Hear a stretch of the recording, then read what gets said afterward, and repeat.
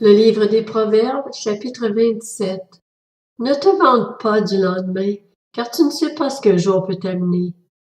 Que ce soit un autre qui fasse ton éloge et non ta bouche, un étranger et non tes lèvres. La pierre est pesante, le sable est lourd, mais l'irritation du fou pèse plus que l'un et l'autre. La fureur est cruelle et la colère sans retenue, mais qui tiendra devant la jalousie? Mieux vaut un reproche ouvert qu'une amitié cachée. Les blessures d'un ami prouvent sa fidélité, tandis que les baisers d'un ennemi sont trompeurs. Celui qui est rassasié piétine le rayon de miel, tandis que celui qui a faim trouve doux tout ce qui est amer. L'homme qui erre loin de chez lui est pareil à l'oiseau qui erre loin de son nid.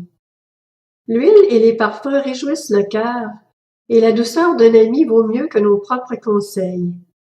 N'abandonne pas ton ami, ni celui de ton père, et n'entre pas dans la maison de ton frère, le jour où tu es dans la détresse.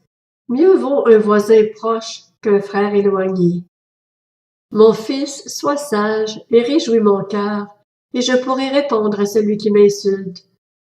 L'homme prudent voit le mal et se met à l'abri, mais ceux qui manquent d'expérience vont de l'avant et en subissent les conséquences. Quelqu'un s'est porté garant pour un étranger? Prends son habit, et s'est engagé en faveur d'une inconnue? Exige de lui des gages.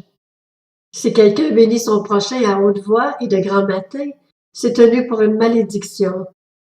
Une gouttière qui coule sans cesse un jour de pluie et une femme querelleuse se ressemblent.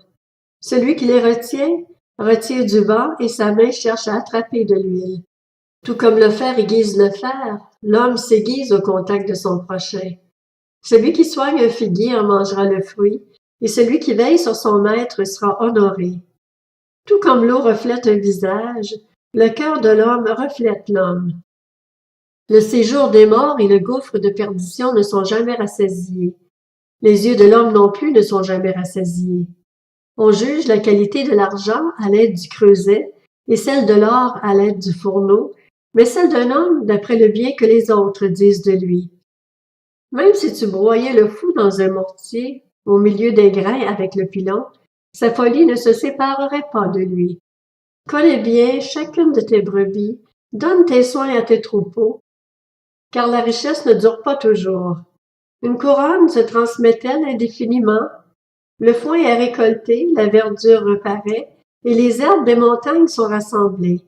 Les agneaux servent à t'habiller, les boucs à payer un champ, et le lait des chèvres suffit à ta nourriture, à celle de ta maison et à l'entretien de tes servantes.